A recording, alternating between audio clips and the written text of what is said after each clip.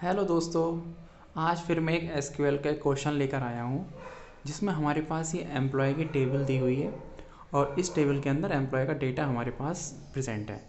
तो इस टेबल का डेटा जो मैंने टेबल का डेटा इतना इजी रखा हुआ है कि एम्प्लॉय आईडी 1 से लेकर 8 तक है, नेम मैंने ए से लेकर एच तक दिया है और ये है हमारे मैनेजर कि कौन सा एम्प्लॉय किस मैनेजर को रिपोर्ट कर रहा है। समझ में आ गया आपको बात? अब देखो, मैनेजर जो है वो भी तो उस कंपनी का एम्प्लॉय है ना भाई। जो रिपोर्ट कर रहा है वो भी एम्प्लॉय है और जो मैनेजर है वो भी एम्प्लॉय है। सो दोनों का डेटा हमारा इसी टेबल के अंदर प्रेजेंट है। अब मैं आपको समझाता हूँ कैसे।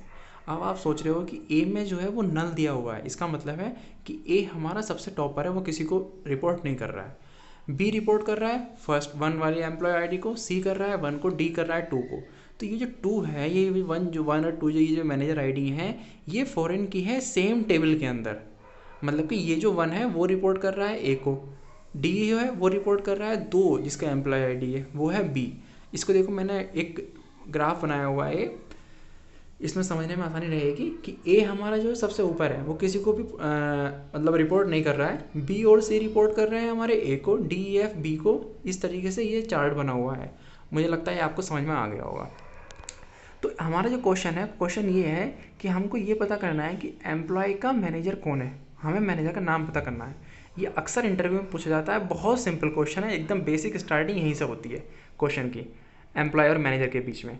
तो इसमें हमको क्या करना है, देखो अब हमारे को डेटा निकालना है इस टेबल से। ये जो मैनेजर है इसकी फॉरेन की किसके अंदर है, इसी टेबल के अंदर है। समझ में आ गई? तो जो 2 टेबल जोड़नी है हमको, वो कौन कौन सी जोड़नी है, एम्प्लॉय की ही 2 टेबल जोड़नी है। 2 टेबल जोड़नी है, समझ में आ गया क्यों? क्योंकि ये जो फॉरेन की है वो इसी टेबल के अंदर जा रही है। समझ में आ गया? अब 2 टेबल सेम है, इसका मतलब क्या हुआ, सेल्फ ज्वाइन हमको लगाना है। दूसरा पॉइंट क्लियर हो गया। तीसरा पॉइंट हमको लगाना है कि सेल्फ ज्वाइन किस चीज़ पर लगाना है। सेल्फ ज्वाइन लगाना है हमको ये जो मैनेजर आईडी है और ये एम्प्लॉय नंबर है। समझ में आ गई मेरी बात? अब इस चीज़ को आप बहुत ध्यान से समझिएगा। ये मानिएगा कि इसकी जो है 2 कॉपी हैं, ठीक है। ये एक हमारे पास, ये मतलब मैंने पहले से क्वेश्चन लिख लिया था, रिकॉर्ड करने में आसानी रहेगी।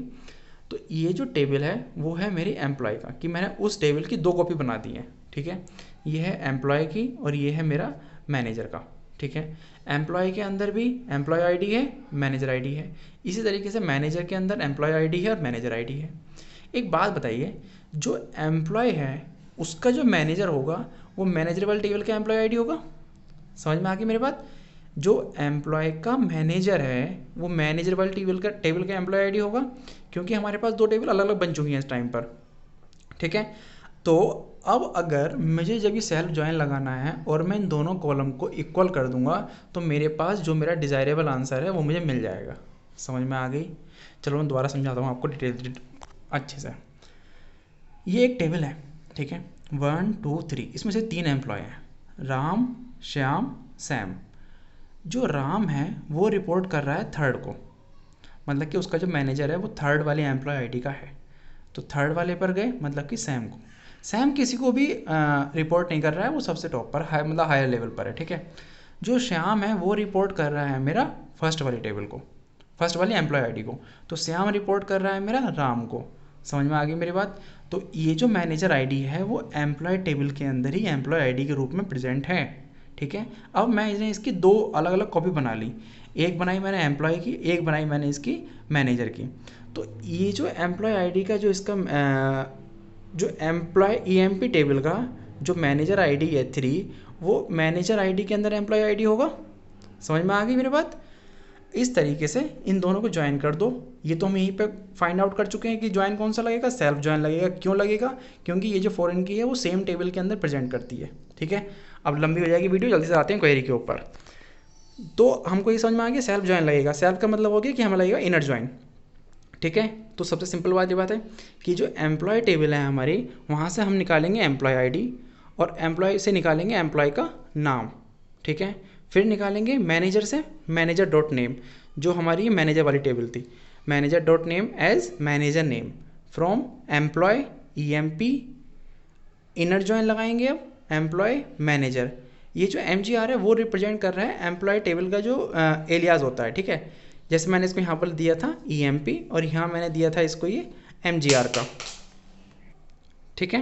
तो इस तरीके से हमने यहाँ इनर जॉइन लगा दिया और दोनों को हमने इक्वल कर दिया कि एम्प्लॉय की यहाँ की एम्प्लॉय वाले टेबल की MID और मैनेजर वाले का एम्प्लॉय ID।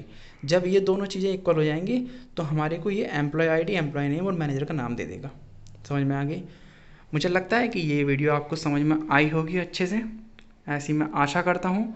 और अगर आपको समझ में आए तो अपने दोस्तों को ये इंटरव्यू के टाइम पर काफ़ी काम आने वाली क्वेरी है, और ध्यान रखिएगा, इसे समझा दीजिएगा डिटेल से, एकदम बेसिक है। इसके दूसरा पार्ट 2 और पार्ट 3 आना बाकी है, जो इसका थोड़ा हायर लेवल है क्वेरी का, वो भी मैं जल्दी डालूंगा। और आपको ज़रूरत लगता है कि इनर जॉइन मुझे समझाना चाहिए तो वो भी मैं समझाऊंगा आपको, आप मुझे कमेंट में बता दीजिएगा। बहुत बहुत शुक्रिया मेरे दोस्तों, thank you so much, thank you, bye bye, take care.